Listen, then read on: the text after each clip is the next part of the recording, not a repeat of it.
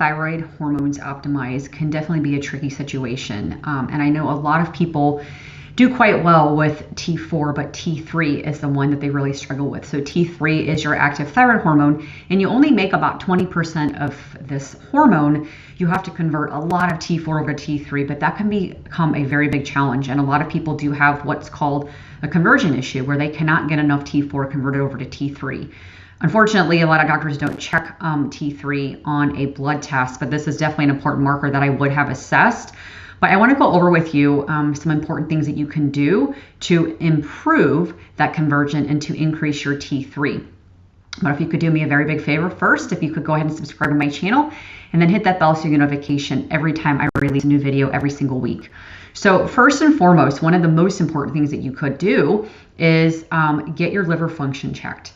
Also improve the function of your liver, because this is where the majority of that conversion happens. Over 60 to 70% of thyroid hormone conversion from inactive T4 to active T3 happens in the liver.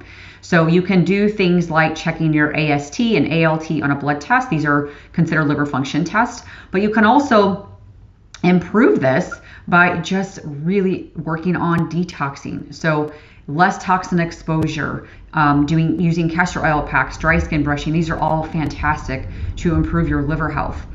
Another important area is to optimize your key nutrients. So people with hypothyroidism often are very, very deficient in things like zinc, selenium, B6, vitamin A. These are really important to either assess. You can get them from foods though. You can also get them from supplementation, but I do recommend when you're eating a lot of vegetables and protein sources, even fruits, you will get quite a bit of these nutrients. Another really important area to look at is to be sure that you're not increasing your reverse T3. So when we convert inactive T4 to T3, if we aren't converting properly, things like stress, gut infections, things like that can reduce that conversion. It will revert backwards into something called reverse T3. It's just inactive T3. It doesn't really do anything. So you want to lower this as much as possible. This will directly inhibit or block that action of your active T3. So like I mentioned, stress is a big one. Caloric restriction, over exercising, gut infections, poor liver health, like I mentioned a little while ago, those can all increase our reverse T3.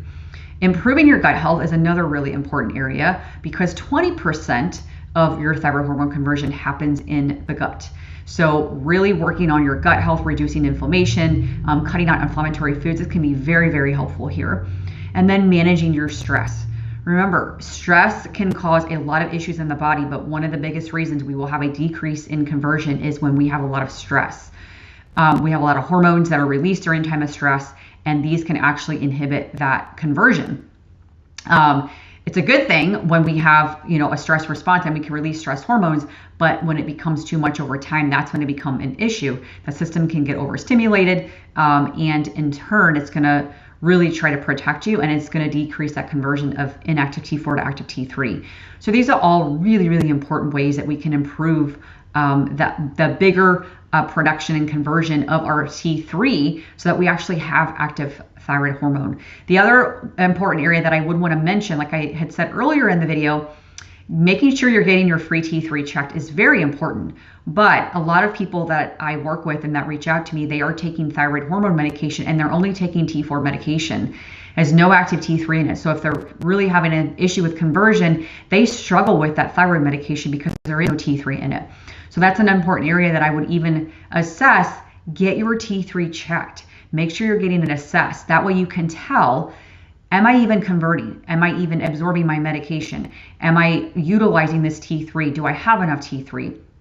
Once you get that checked, then you can start working on, okay, I don't have enough T3. Now I can start working on these things. So I hope this video helps you. These are some of my biggest tips when we are thinking about how do I get more T3? How do I get that conversion better? If you have any questions, definitely reach out. Let me know your own experience with this as well. I know I definitely struggle with conversion. I no longer do, but it was an issue until I addressed all the above things that I have mentioned. But like I said, if anything else comes up and you have questions, definitely reach out, and I will see you on the next video. Bye.